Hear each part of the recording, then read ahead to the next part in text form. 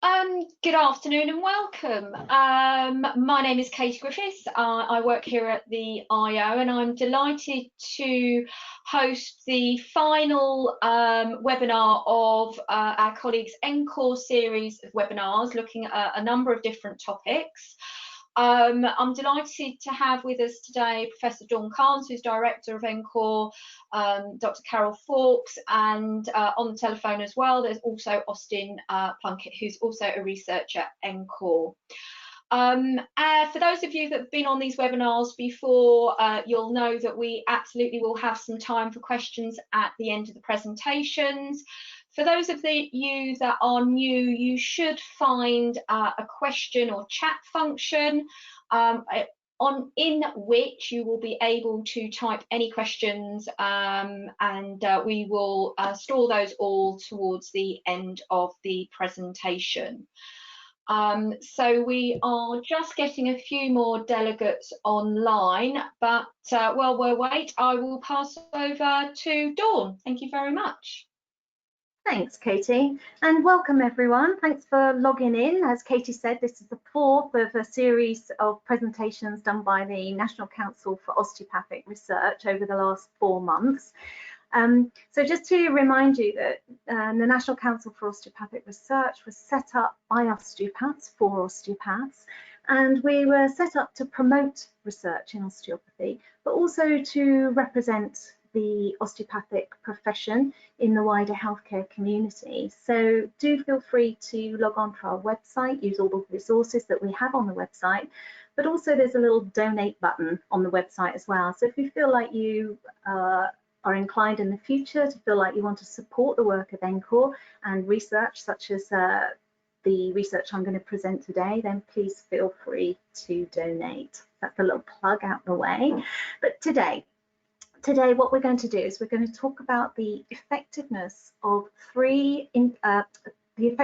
common interventions for the treatment of 3 conditions. So the first one is infantile colic, the second is positional plagiocephaly, and the third is congenital muscular torticollis. And this project was done by myself and my 2 colleagues, Dr. Julie Elwood and Dr. Jerry Draper-Rody.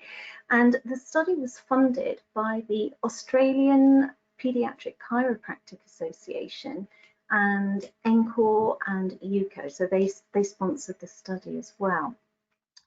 And one of the reasons for doing this study was to try and understand more about other interventions that are commonly used to treat these conditions and to see how manual therapy compared against them. At the time, there's a bit of a backlash in Australia about osteopaths and chiropractors treating infants. So what they wanted to do was have a look at these other treatments and say, okay, well, is manual therapy any better, any worse, or where does it fit in terms of effectiveness with other interventions that parents often use for their children with these conditions? So that's a context for the background of how this research came about. So really what we wanted to know was, how does manual therapy compare with these other common treatments for infantile colic, positional plagiocephaly, and congenital muscular torticollis? So let's just focus on the first condition first of all. So we were looking at colic, infantile colic, and we were looking at the following 4 treatments that are commonly used and accessed by parents. So the first is obviously manual therapy, and we were looking at manual therapy done by chiropractors, osteopaths, and physiotherapists. We also looked at the effectiveness for probiotics for infants with colic. We looked at simethicone, which is an anti-gas, anti-foaming agent, in this country often known as the brand name is Infocol. And then we looked at proton pump inhibitors. Now, these are your antacids, so omeprazole, that kind of thing. Now, these actually aren't recommended for use in infants by the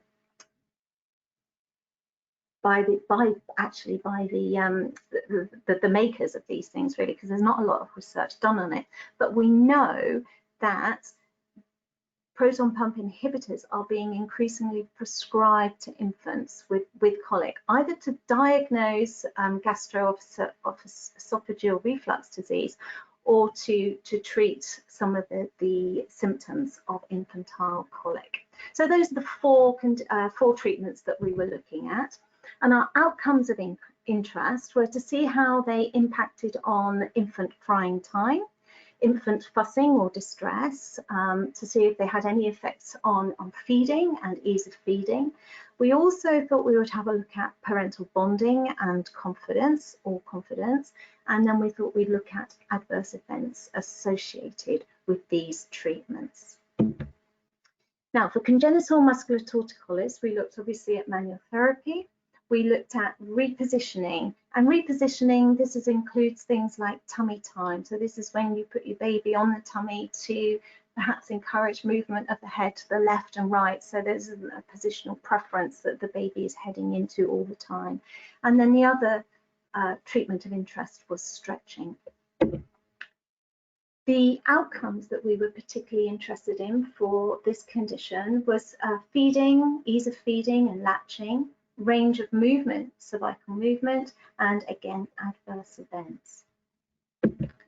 For positional plagiocephaly, obviously our focus was manual therapy, but the other treatments that we looked at was again repositioning, and we also looked at helmets or orthotics, and these are mainly they're hard shell helmets that the babies wear, and then the baby's head cranium is supposed to mold within the shape of the helmet to a more symmetrical state. And the outcomes of interest that we were looking at were head shape, head symmetry, and adverse events. But you can see from the last two conditions, if we start looking at range of movement, head shape, and head symmetry, measuring these things is really quite difficult. And also, at what point do these things become a problem, and how much of a change has to happen before the parents see this as a meaningful change in these outcomes. So those are some of the issues around the study that we had to consider when we were doing the research. So how did we try and answer these questions and figure out how to compare all these different treatments and all these different outcomes? Well, what we did was we looked at the published literature. So we used a systematic approach to look at mainly systematic reviews and national guidance, because there's a lot of literature out there. And we use these standard large databases, PubMed, Embase, Cochrane, and Mantis, to have a look at the literature to see what's being published and what were these articles saying. So once we search the literature, we use various key terms, and then we have a whole batch of articles that we have to decide which are relevant and which aren't relevant to our research question. Now, for colic, there was a huge amount of information. So we just looked at literature that was published in the last 10 years, because it was more up to date. But for positional plagiocephaly and congenital muscular torticollis, there wasn't as much published information. So we extended the scope of our search for 20 years. And what we did was to determine some definitions. And the first one was for manual therapy. Now, when you look at research articles, you have to be very careful about who's delivering the intervention, how it's delivered, and what intervention is actually being delivered. So for us, we wanted predominantly touch-based therapies, but they had to be administered by a registered or regulated healthcare professional. We didn't want any treatments that were delivered by non-regulated, non-registered healthcare professionals, although you can see how this varied a little bit later on. So we were looking at chiropractors, mainly chiropractors, osteopaths, osteopathic physicians, physical therapists, and physiotherapists, all the equivalent. Now, for infantile colic, the definition that we used for that was the Wessel's rule of 3, or the Rome 3 or 4 criteria. And this states that colic, infantile colic, are infants who are excessively crying, unduly distressed, unsettled babies who are very difficult to console. And the excessive crying and distress normally has to be more than 3 hours a day for more than 3 days a week for 1 week or more from research terms. So you can see this is quite a lot of crying, and the babies are in quite a lot of distress and discomfort. But the key thing is they're difficult to console. And one of the things with infantile colic, as opposed to gastroesophageal reflux disease, is that infants with colic are thriving. They're still growing and developing as normal, whereas babies with GORD tend not to be thriving. So positional plagiocephaly, we saw this as cranial asymmetry. Sometimes it's referred to as flat head syndrome or deformational or non-synostotic cranial asymmetry. Now, since the Back to Sleep campaign in 1992, which was brought in to reduce the incidence of sudden infant death syndrome, there's been a rise in the incidence of positional plagiocephaly. So before 1992, it was about 1 in 100 babies would get this. Now it's about 3 or 4 in 100 babies that have this noticeable cranial asymmetry, and that's partly due to the fact that babies are lying on their back a lot of the time. So congenital muscular torticollis is defined as the shortening or increased tone of the sternocleidomastoid and mastoid muscle, often resulting in reduced range of movement. This is also known as a KISS syndrome, so a kinematic imbalance from suboccipital strain. Oh my goodness, try saying that fast. So that's how we're defining congenital muscular torticollis. So once we selected all our articles that we thought were relevant, they included the right condition, the right outcome, we then had to extract the data from these articles. So these are the results, saying how effective these treatments are. And once we extracted the results, we then had to try and compare the different outcomes from these treatments. We also assessed the quality of the research that we were reviewing. And the reason why we assessed the quality of research is so that we can be more certain or confident about the findings and what they're actually saying. So for example, if you're looking at a pilot study with only a few participants in it, you can be less certain about the findings than, for example, a large-scale trial with lots of participants, which has a sample size that's been specifically designed so that you can be sure that if you have a robust finding, a statistically significant finding is not a chance finding, it's an actual finding. And we assess quality of research, certainly from systematic reviews using the AMSTAR checklist, and for guidance we use the Agree To checklist. So what did we find? Well, for the infantile colic study, we found quite a lot of articles. So initially we found 1,746 references to do with infantile colic. And we finally whittled these down to 32 articles that were actually relevant to us.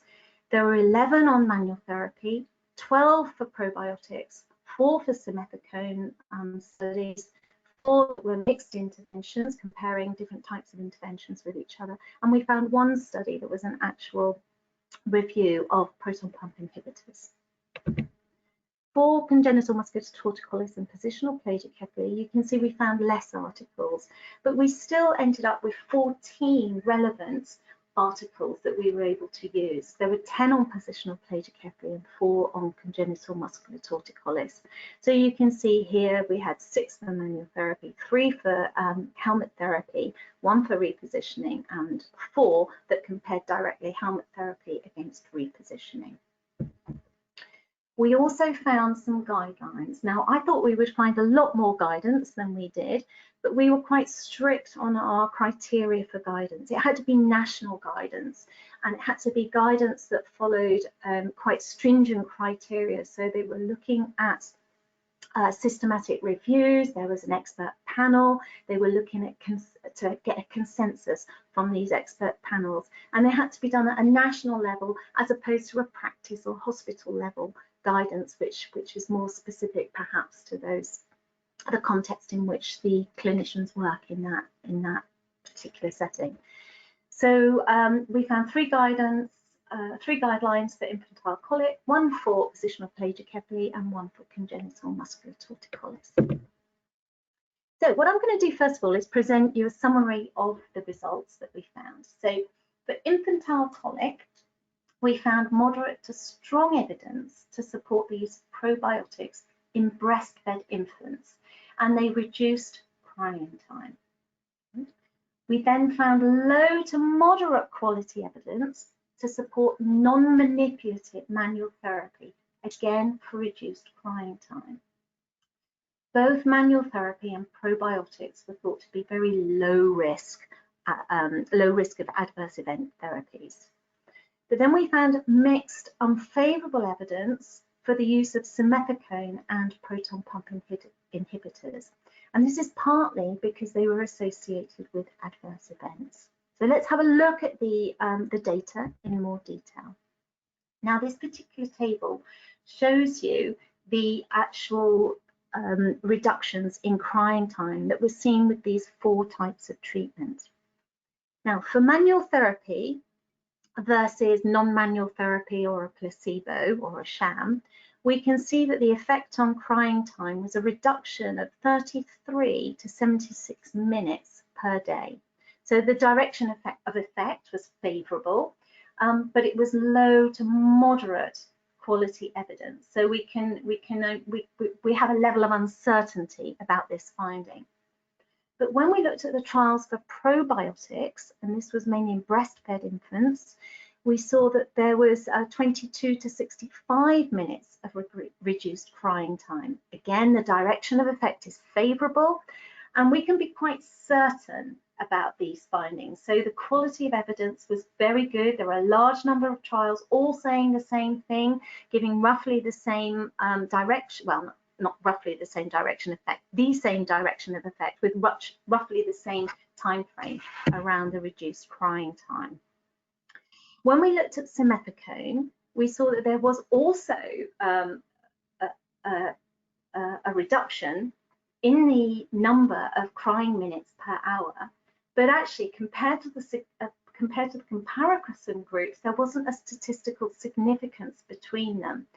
So this meant that you can't be sure that there is actually a positive effect going on here, because we're unsure whether it was a chance finding or not.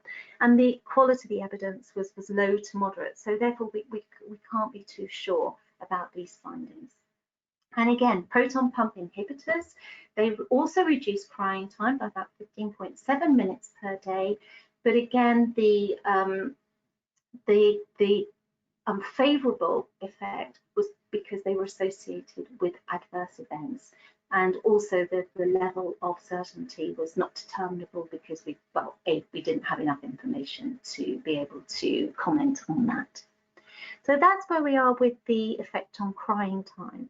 When we looked at the other outcomes, we found very, very little evidence to support any of them. So that was not a problem in itself, but it's something perhaps that we could think about researching more. And I'm thinking more about parental bonding, feeding, that kind of thing with this kind of research. But just to stress, for the adverse events, there were no serious adverse events reported in the randomized controlled trials for manual therapy, simethicone and probiotics. There were, however, some serious adverse events described in case studies for manual therapy, but not with regard to the randomized controlled trials. There was some concern about risk of infection with probiotics, but this wasn't seen to be a significant risk. But we did find from what the research we reviewed that there was an increased risk of respiratory tract infections with proton pump inhibitors. So when we looked at the guidance for recommended best practice for treating infants with colic, we found 3 national guidance, one from the UK, this was the nice clinical knowledge summaries. There was another one from the USA and one from Ireland. And all 3 recommended clinical evaluation of mother and baby, and giving the parent information, advice and support and reassurance, you know, this is a self-limiting condition, your baby will probably grow out of this. But then when we looked at other advice or recommendations these guidance was making, you can see here that when we look at all three together, other than the two that I've just said, there's no clear pattern here going on with all three. We get at best 2 out of 3. So the UK and the USA advised to continue breastfeeding. Maternal diet modification, interestingly, in the US they say yes, in UK we say no. Changing the formula, in the US they recommend this. Now, in the USA and Ireland they recommend the use of probiotics, but we don't yet in the UK. Herbal supplements were not recommended in the UK and the USA, partly because one of the reasons was that if you give herbal supplements, it might affect the intake of milk from the baby, so they were advising against it. And interestingly, even if you consider the data, that it's only the USA that actually do not recommend the use of PPIs for infants with colic. Again, in the UK, we don't recommend the use of lactase, so this is an enzyme to help break down the milk. And then you can see coming further on down the list, you've got infant massage that's recommended but in Ireland, but manual therapy is explicitly not recommended in the UK and USA. So it doesn't really reflect some of the findings that we had from our analysis, but physical contact is recommended in both the UK and Ireland. I mean, more than normal physical contact, obviously. The USA aren't not recommending physical contact. They just have no opinion about it. Okay, so let's look at the results now from congenital muscular torticollis. So home stretching was favourable for congenital muscular torticollis, but there was low inconclusive evidence to support passive manual therapy. Now, you know when I said right at the beginning about we were only looking at manual therapy as delivered by registered professionals, actually what we found was quite a lot of research where the healthcare professional had advised passive stretching for the parents to do at home, and this was quite often researched.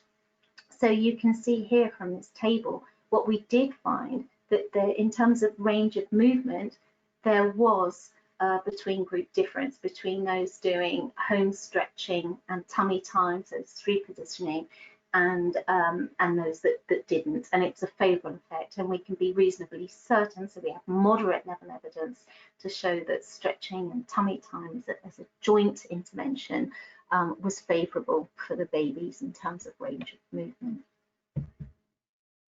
Most studies did not report any information about adverse effects, but there was one study that reported some case studies, and you can see here we couldn't determine whether this was just for babies with positional plagiocephaly or congenital muscular torticollis. It was a mixed bag, and these were case studies that involved one temporary quadriplegia and one death.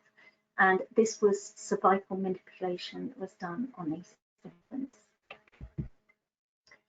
So when we look at the guidelines that we found for congenital muscular torticollis, we only found one guideline that was published in the US in 2018. And here you can see they recommend both physical therapy, home exercise, passive stretching, repositioning or positioning, including tummy time, handling, feeding, education, and then in severe cases to consider botulinum and surgery, although the evidence for these we didn't review to any extent. So let's move on to positional plagiocephaly. What we found was moderate to high level of evidence favouring manual therapy for positional plagiocephaly when compared to repositioning and tummy time. We found moderate to high level of evidence that favoured repositioning therapy above usual care, and usual care wasn't very well defined. And then we found favourable low quality evidence the helmet therapy. So you can see now we're getting a little bit more specific. It's getting a little bit more messy because it was much more difficult to analyze this data. And what we had to do, it was almost study by study. So here you can see that there's different comparisons that were made between the interventions. And that's why it's harder to be as certain in terms of our findings as we were with, for example, infantile colic. But you can see right at the bottom, and this surprised me, that the helmet therapy versus usual care or repositioning actually had a bit of a favourable effect, but we can't be certain about that because the quality of the research wasn't very high. But we can see here from the studies that were looking at repositioning with usual care and manual therapy, when compared against position advice and using a pillow, that was moderate to high quality evidence that was favourable. But also you've got high quality evidence that indicated that there wasn't any difference between repositioning and physical therapy. So you can see here the evidence is all over the place, so it's much harder to interpret. So let's consider the adverse events, which is always something that as a healthcare professional you have to consider, because we don't want to cause harm to our patients. So there were no adverse events, serious adverse events reported in the randomized controlled trials, but a lot of studies didn't report this information.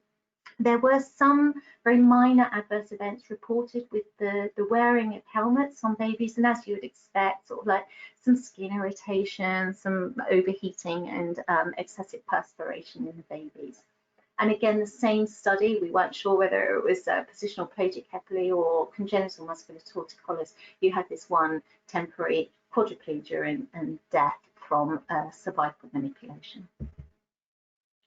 So when we looked at the guidelines, again, there was only one guideline that had been published, and they recommended physical therapy, repositioning, tummy time.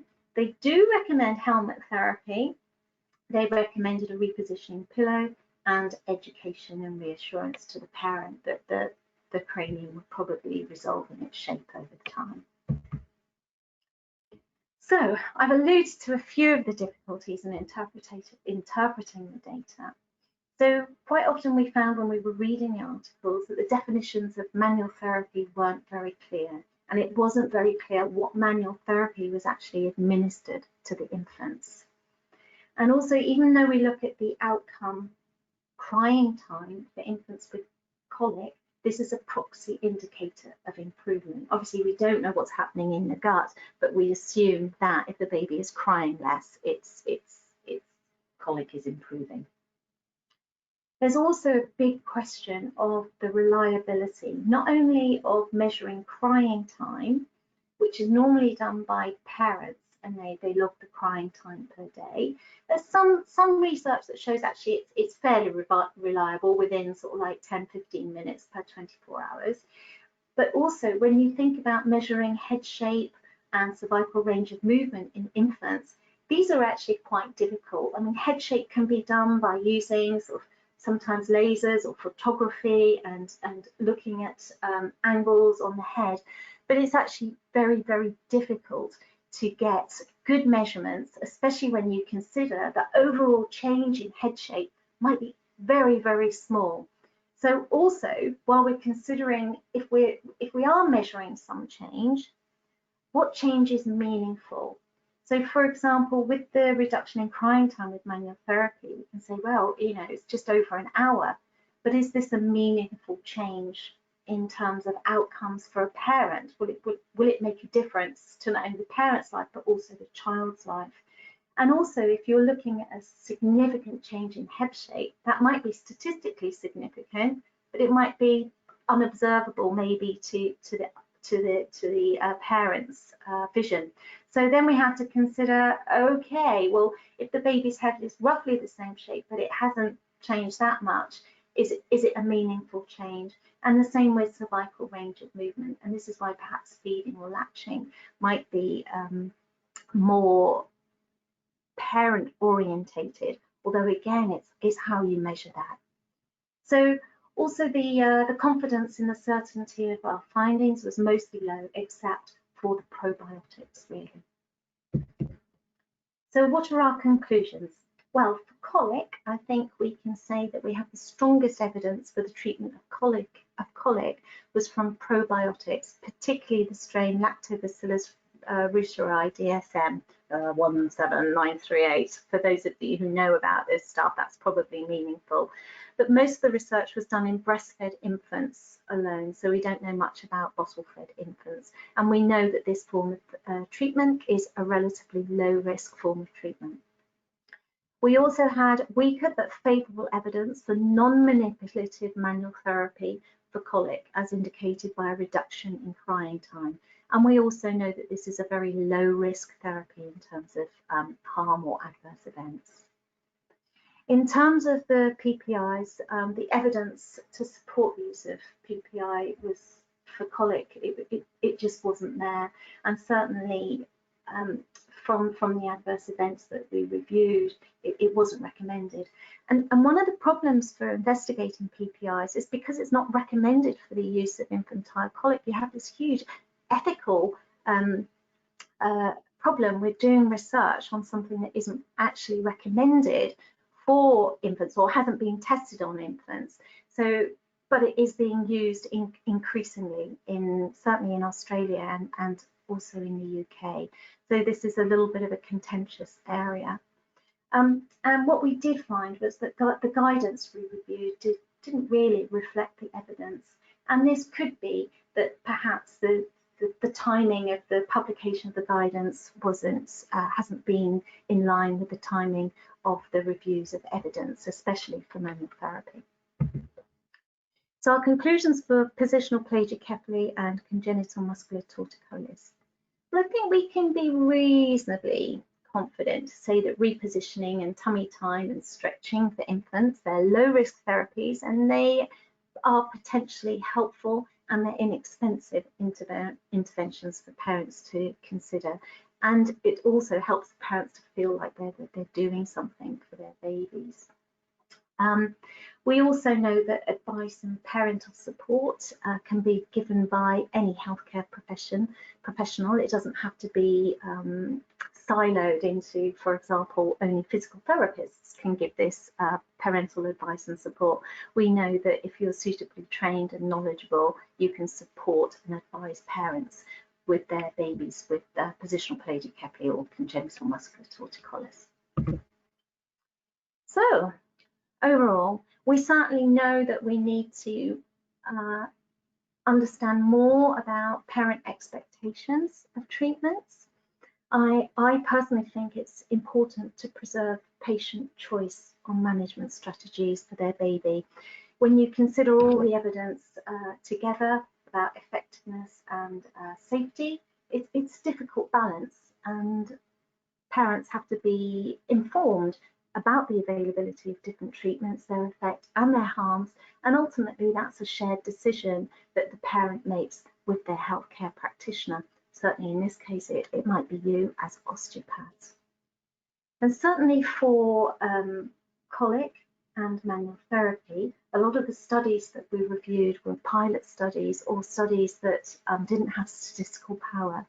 So we are currently in the process of running a randomized controlled trial comparing osteopathic manual technique with of light touch treatment intent with a light touch no treatment intent. And this study is ongoing at the moment. I mean, if you're interested in being part of that study, please do contact me. I'd be very grateful to have more recruiting osteopaths supporting this trial. And hopefully in the next year, we'll be able to say with more confidence what effect osteopathic care has on babies with infantile colic. So if you want to read in more detail about the two studies, about this study that we did, we wrote two papers, one specifically on infantile colic, the evidence around that, and one on positional plagiocephaly and congenital muscular torticollis. And one can be found in Chiropractic and Manual Therapy, and the other one in BMJ Open. Both are freely accessible. You don't need to pay a subscription to view these articles. And just before you all log off, I'd just like to promote the fact that NCOR are having a conference it's a virtual conference, so it's online, on the 22nd and 23rd of January. And we'll be looking at research that's relevant to practice. So there's 5 main themes on psychology, the consultation, osteopathic examination, education, and also pediatric care and the future of research. And all these will be applied to practice. So hopefully you'll have some take-home messages that the following day you can think, I learned about that yesterday, I'm going to put that into practice today.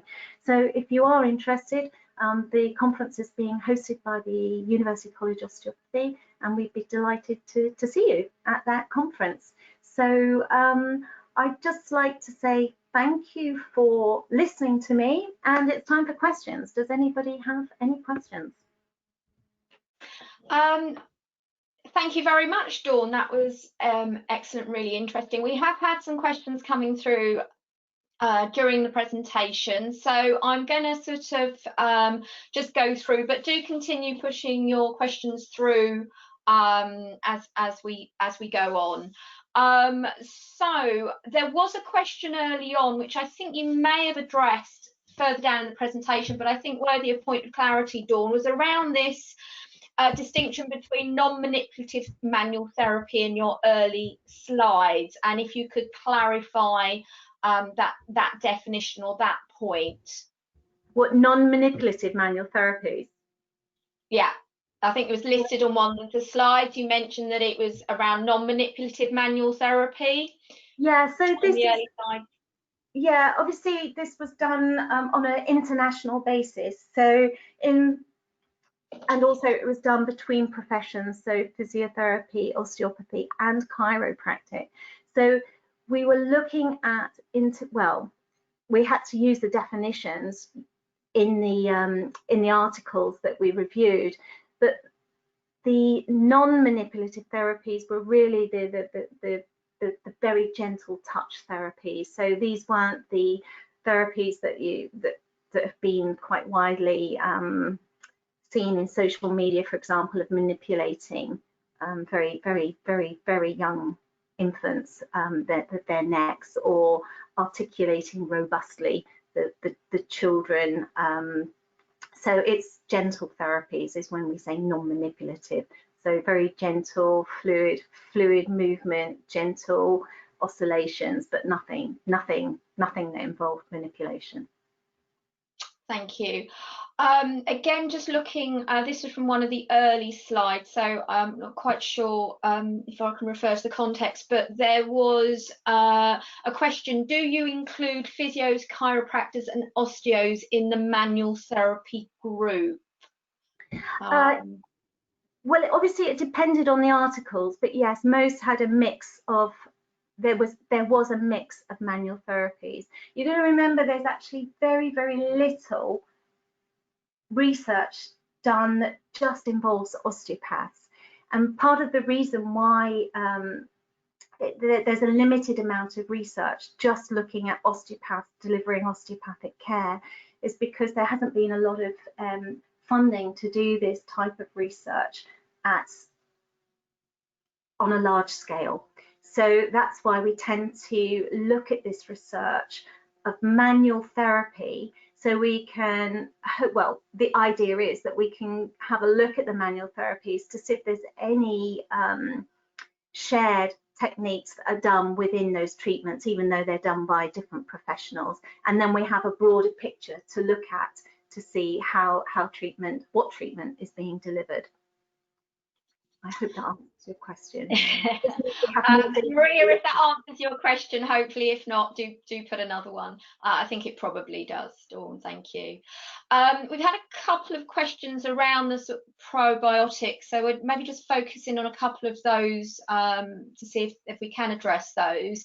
So one question again from Maria is: what strains of probiotics were used in the studies? Was any information given on that? Yes, there were. I can't tell you off the top of my head what those strains were, but like I said in that last slide, it was the Lactobacillus reuteri that was the one that was researched most, but there were some others, and it seems that that one was the one that seemed to have most impact on the babies. And another question around probiotics, excuse me. Sorry, Katie, just to go back to the previous question. Yeah, if you sorry. have to look in the actual paper, then you can see I've stated out which studies looked at which probiotics, so you'll be able to see in more detail in the actual paper. Sorry, Katie, go on.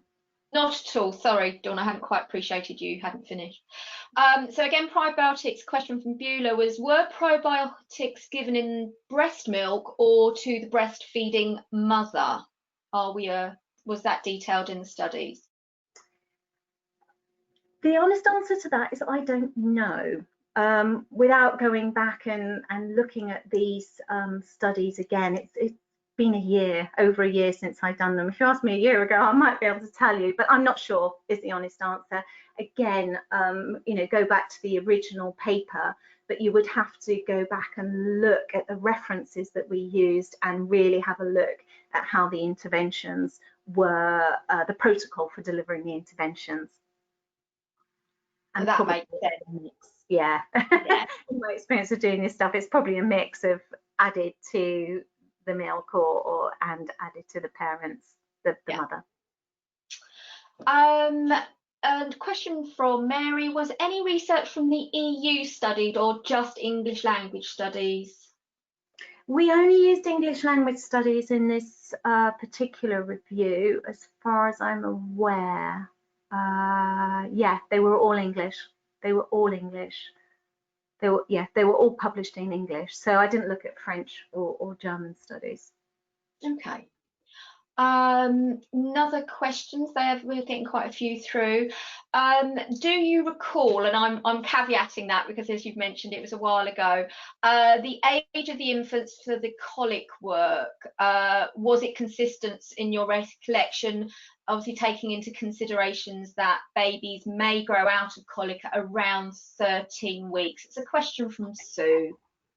Yeah, that is a good question. And most of the inclusion criteria for infants with colic it was up to 12 weeks. So we know that there's a little bit of latitude, but from 10 to 16 weeks is normally thought that the time frame for which babies start to improve, and from 16 weeks onwards they're likely to have grown out of infantile colic, or it's not labelled as infantile colic anymore after 4 months. So most babies would have been recruited perhaps up to 16 weeks. Some of them it was less than that, some of it was 12 weeks. I'm just trying to look at my table here for age range. So here we've got one study was less than 4 weeks, another one less than 4 weeks, one was less than 6 weeks, one was 8 to 14 days, and one was 8 to 15 days. So you can see there is a little bit of difference between the studies as well. But it's more about the follow-up time as well. So some of them followed babies up over a year, others were just, they just looked at immediate effects within the next 1 to 4, 5, 6 weeks. Okay, thanks, Dawn. I've just got a comment from Andrea on one of the putting the tables out. A comment from Andrea, just going back to the probiotic question. I'm not quite sure, I'm having trouble saying that today. Who says she was involved in a study by St Thomas's Hospital, I'm assuming, as breastfeeding mother. Probiotic was mixed with breast milk and fed baby by pipette. So just maybe something that people may want to possibly investigate if that study is there. A couple of others. Yeah, if you want, sorry, Katie, if that study has been published, go onto the NCOR website and do contact us, and then give us the reference for that study, and we'll pop it on our newsfeed so people can read it and have a look at it. Brilliant, thank you. So Andrew, yeah, if you want to get in contact with Dawn at NCOR, then I'm sure we can have a look at that. A question from Louise. How do PPIs increase risk of respiratory infection? Was that detailed as an adverse event? Yes, it is detailed as an adverse event, and I'm not quite sure of the mechanism of action as to why that occurs. When I'm extracting data, I'm just looking at the adverse events that are described by the authors. So the answer, I can't answer that question. I have no idea why a respiratory tract infection would be more likely with those taking PPIs. Possibly, no, I'm conjecturing. Obviously, physiologically, you can perhaps come up with some theories and ideas about maybe acid reflux and stuff like that, but I don't know for sure. Okay, possibly worth some, as you say, some theoretical suggestions or investigation. A question from Peter. You mentioned that it might be helpful to look more into the experience of the mother. Yeah. Have you looked at any methodology to measure outcomes for mums apart from latch measurements? Well, interestingly, with the cuties trial that we're looking at osteopathic care for infants with colic, we're measuring parental confidence. So it's a standard validated questionnaire that asks the mother how confident she feels with feeding her baby, playing with the baby, getting the baby to sleep, responding to the baby when it's distressed, managing the baby if it's poorly, that kind of thing, and also looking at the parental support networks that mother has surrounding her baby. So we decided that that was a really important outcome to consider when you're looking at interventions, that really it's a dyad, isn't it? The mother and the child, or the parent and the child, because the way the parent interacts with a child will also impact perhaps on the health state or well-being of the baby. So for us, parental bonding, parental confidence is also an important outcome. So that's where I think is interesting to consider as well. Hopefully that answered your question. So in terms of latching and feeding, I think there are questionnaires out there. Is this Peter who's doing the tongue tie study in Bath? Yes. Yeah. Oh, right. So I think, Peter, you're probably more up to date on feeding questionnaires and that kind of thing than I am, but certainly very, very interesting to find good questionnaires or good measures of these things, because it's really hard, it's difficult to validate them and make sure they're reliable. Great, thanks, Dawn. Question from Timothy around any indication of the length of experience of practitioners in the studies. Is there more experienced practitioners tend to get better results? That wasn't something that we looked at. I mean, most studies, when they're designing the protocols for a randomized controlled trial, will say there's a minimum amount of experience that is required before you can be a person that's going to deliver the intervention. And under good clinical practice and research, any clinician delivering an intervention has to be fully trained and competent to deliver the intervention. So there probably was some prerequisites requirements for the clinicians, but because we were looking at systematic reviews, there were probably slightly different prerequisites in the different randomized controlled trials that were meta-analyzed together. So I would say highly likely there was some preconditions, but I wouldn't be able to say what they were in all the studies. Certainly in the cuties trial, we've asked for participating osteopaths to have at least 1 year's postgraduate experience and to have seen at least 50 babies, and are seeing about, on average, 1 baby a week, so that we know that they have some experience in treating babies. Great. And we've had a very resourceful delegate has gone on and shared a link from the BMJ around PPI toxicity. So I will share that with all delegates afterwards, which I think probably addresses one of the questions from other delegates. So thank you very much, Mary. That's very welcome.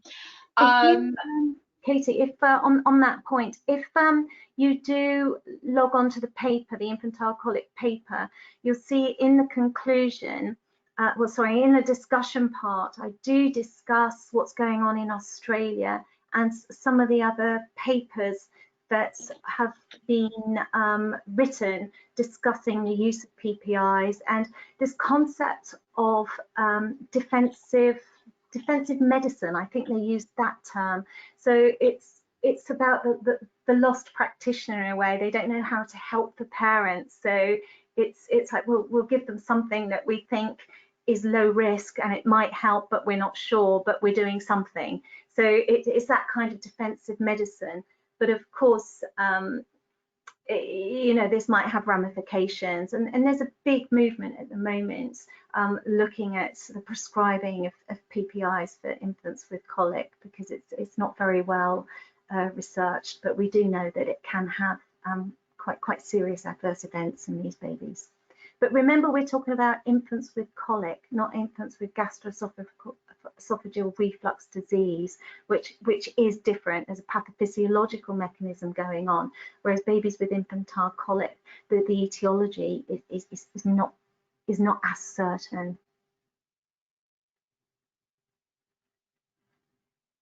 Are you there, Katie? Yeah, sorry, I've just muted myself. I hadn't quite appreciated. Sorry, Dawn. Yeah, I was just looking at one final comment on that from another Mary, just saying might be worth clarifying that the evidence about PPIs does not apply to Gaviscon, as the two were mentioned in the opening slides. Is that just to? I'll defer to your slides. Is Gaviscon? Oh, that's interesting. Remember, I mean, this study was done and published about a year ago now, so things might have changed. But Gaviscon is a brand name. I just use that as an example of omeprazole. So yeah, Losec as well. Okay. On that note, I think we've addressed most of the questions that have come through. If anybody's got any final questions, do send them through. Otherwise, as always, thank you very much, Dawn and the team from NCOR, Carol and Austin, for another really interesting presentation. I'd just like to say thank you overall for doing what's been a really popular series of webinars. And as you mentioned, you've got your virtual conference in January, and we'll obviously be looking forward to possibly doing more types of things with our colleagues from NCOR in 2021. So thank you very much.